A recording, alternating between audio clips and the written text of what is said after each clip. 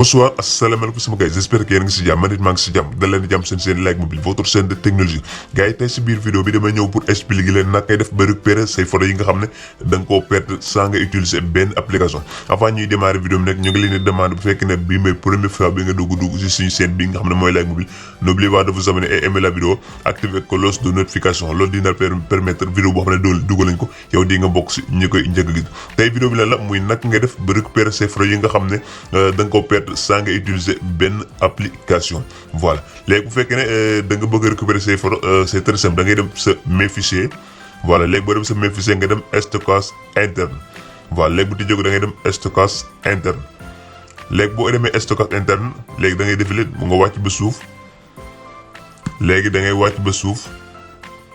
léegi bu wàccee ba suuf am na fu mu la bindal picture voilà en anglais ça veut dire que comme booy lire français picture léegi da ngay dem fu mu la bindal picture léegi bu ñu xoolee si ko am na fu mu defal 3 points léegi dañ koy cliquer léegi ñu cliquer paramètre léegi boo cliquer paramètre deuxième option bi ma ngi lay defal afficher fichier système masqué léegi da ngay activer case bi léegi nga def retour léegi boo defee retour dina am benn option boo xam ne da la koy directel boo xam ne nekk foofu léegi da ngay cliquer première option bi nekk si kaw léegi boo cliquer léegi di nga gis ne photo yi nga xam ne da nga ko supprimer woon si sa téléphone léegi da nga ko trouver fii nii léegi bu ñu defee sélection léegi ñu def sélectionner tout di leen gis nombre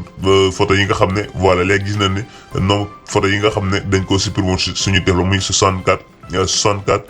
photo léegi pour photo yi mën a ñëwaat sa téléphone il fallait que nga choisir déplacer ko wala nga copier ko li nga xam ne mooy si beneen dossier léegi ñun dañ choisir déplacer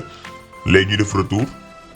léegi boo defee retour yaay xool dossier boo xam ne fi nga ko bëgg a déplacer léegi ñun mën nañoo choisir virer comme exemple léegi ñu bës déplacer ici léegi boo bësee déplacer automatiquement da nga boo demee sa boo defee retour nga dem say photo da nga gis ni photo yi nga xam ne supprimer woon nga ko si li nga xam ne moo di sa téléphone yëpp wàccaan na ñëwaat si li nga xam ne moo di sa téléphone yaakaar naa astuce bi simple la dina leen intéressé wala dina leen intéressé pour ñi nga xam ne dañoo supprimer seen photo ba koo récupérer